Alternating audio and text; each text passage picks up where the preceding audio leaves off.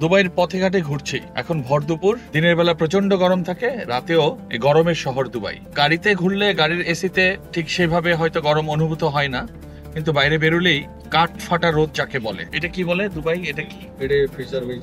এটা দুবাইয়ের অন্যতম বিখ্যাত সড়ক শেখ জায়েদ রোড। আর এই রোডটা প্রায় 7টা লেনে বিভক্ত। এই রোডটা দিয়ে সোজা চলে গেছে আবুধাবিতে। দুবাইয়ের অন্যতম সেরা রোড এটি।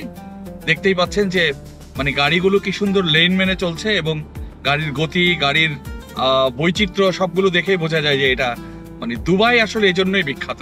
আমাদের ঠিক পাশেই মাথা উঁচু করে দাঁড়িয়ে আছে বুর্জ আল খলিফা, বিশ্বের সবচেয়ে বড় ভবন যেটাকে বলা হয়।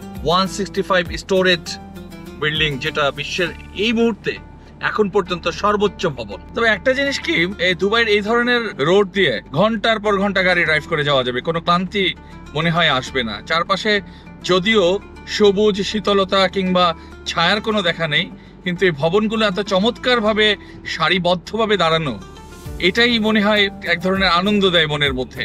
এই ভবনগুলো দেখে কতখানি শান্তি আসে সেটা না বোঝা গেলেও ভবনগুলোর আর্কিটেকচারাল ভিউ, ভবনগুলো দেখে অন্যরকম ভালো লাগে কাজ করে।